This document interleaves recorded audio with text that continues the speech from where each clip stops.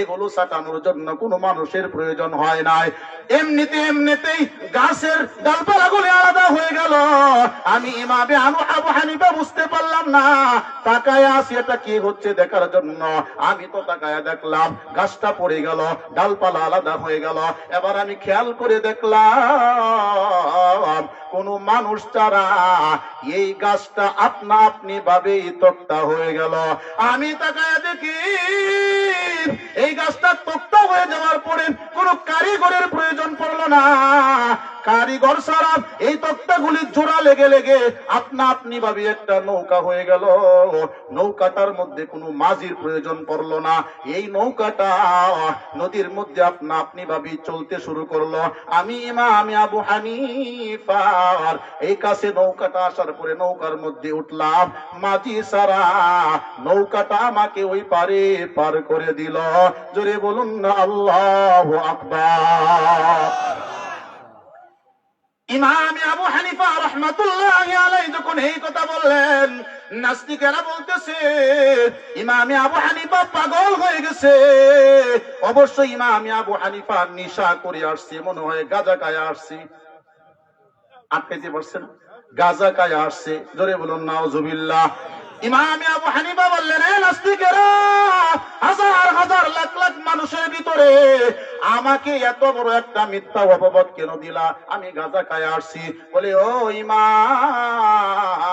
ইমাম আবু হানিফা, তুমি গাঁজা করি কথা বলেছো বলে কেন? বলে, কোনদিন সম্ভব না আপনা আপনি ভাবে লোক ছাড়া একটা গাছ জমিনের মধ্যে পড়ে যাইতে, আপনা আপনি ভাবে গাছের ডালপালাগুলি আলাদা হয়ে যাইতে, আপনা আপনি ভাবে গাছের মধ্যে তক্তা হয়ে যাইতে, কারিগর ছাড়া আপনা আপনি ভাবে এই তক্তাগুলো জোড়া লেগে লেগে নৌকা হয়ে যাইতে, আবার এই নৌকাটা মাঝি ছাড়া চলতে, এটা কোনোদিন সম্ভব না, আমরা বিশ্বাস করি না। ইমাম আবু হানিফা বলে, নাস্তিকেরা, এটা যদি বুঝে তা করে নাস্তিকেরা, মানুষ ছাড়া গাছ জমিনে আপনা আপনি ভাবে কেটে পড়া সম্ভব না।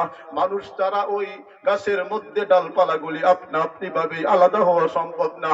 মানুষ ছাড়া যদি ওই গাছের মধ্যে তক্তা হওয়া আপনা আপনি ভাবে সম্ভব না হয়, কারিগর ছাড়া যদি তক্তাগুলি জোড়া লেগে নৌকা সম্ভব না হয়, মাঝি ছাড়া যদি ওই নৌকাটা চলতে সম্ভব না হয়, নাস্তিকেরা রে, এই বিশাল আসমান, এই বিশাল জমিন একজন সৃষ্টিকর্তা ছাড়া সৃষ্টি হইল কেমন করে?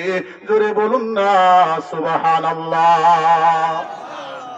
ইমাম আবু হানিফা বলতেছেন, এ নাস্তিকেরা, একজন সৃষ্টিকর্তা ছাড়া এই জমিন সৃষ্টি হইল কেমন করে?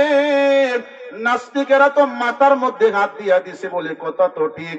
নৌকা যদি কারিগর ছাড়া বানানো সম্ভব না হয়, আপনা আপনি ভাবে যদি নৌকা সৃষ্টি না হইতে পারে, তাহলে সৃষ্টিকর্তা ছাড়া আসমান জমিন সৃষ্টি হইল কেমন করে?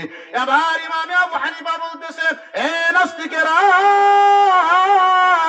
সৃষ্টিকর্তা ছাড়াই আসমান জমিন যদি সৃষ্টি করা সম্ভব না হয়, এ নাস্তিকেরা,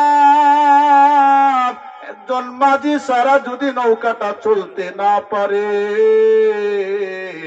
একজন স্রষ্টা ছাড়া এই আকাশ জমিন পরিচালনা হয় কেমন করে? জোরে বলুন না সুবহানাল্লাহ। এজন্য আল্লাহ বলেন, বান্দা, ইয়ালামুনা যাহিরাম মিনাল হায়াতিদ দুনিয়া ওয়া হুম আনিল আখিরাতি হুম গাফিলুন। চোখে দেইকা হায়াতের জিন্দেগির ভিতরে তুমি জানলা, পরকাল ব্যাপারে তুমি উদাসীন থাকলা।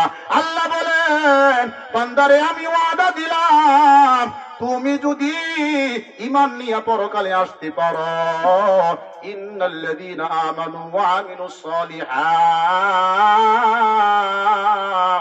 কানাত লাহুম জান্নাতুল ফিরদাউসি নুজুলা।